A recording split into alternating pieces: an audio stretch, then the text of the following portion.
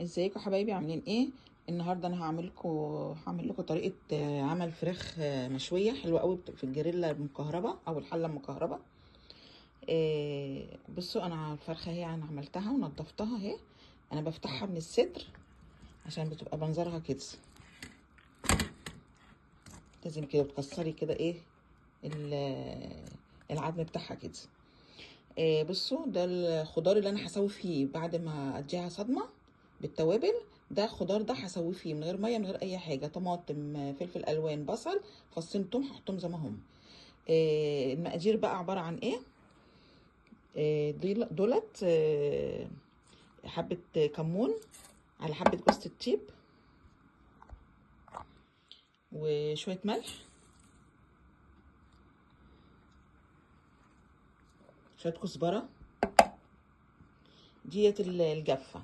نيجي بقى للسوائل، للمقادير السوائل. هحط زيت زيتون، هحط كاتشب، وهحط مستردة، وهحط اسمها ايه دي يا ربي، باربيكيو. هحط السوائل دي كلها على بعضها وايه، وهرجع لكم تاني. اهو انا حطيت كل السوائل اهيت، هقلبها بقى.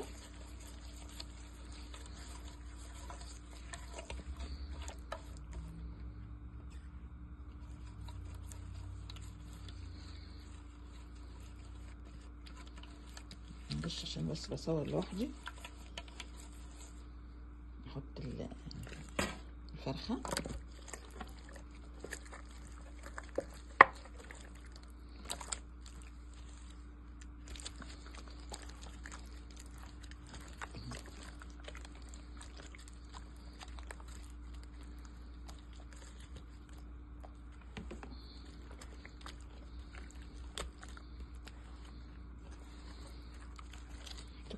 كل حاجه فيها. دي التتبيله الاولانيه اللي هي هتشرب منها الفرخه.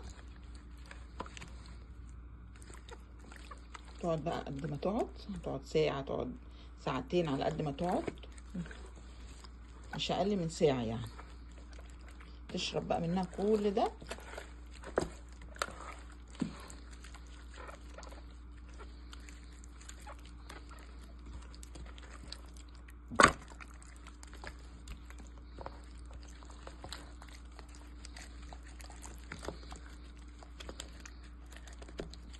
بعد كده بقى ايه،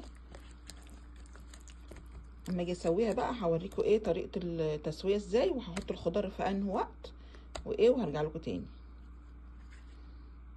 بس حبايبي، الفرخه بقى كده اتبلت اهي، بقت بالمنظر ده. انا مسكت الخضار، انا قلبتها اهو حبايبي.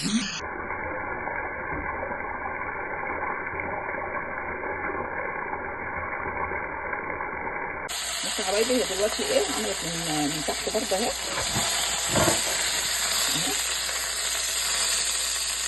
كلها بقى دلوقتي عشان اقدر احط الايه الخضار.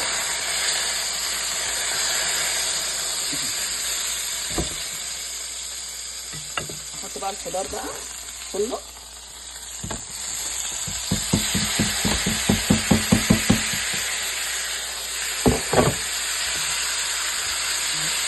نديها بقى ايه، ما اقلفوش عليها، ياخد بقى من التتبيله كده. ده اللي هيسوي ايه الفرخه، من غير ميه من غير اي حاجه، فيها التتبيله وفيها كل حاجه. هنحط بقى الفرخه كده عليه من فوق، ونسيبها بقى تستوي، وبعد كده هوريها لكم.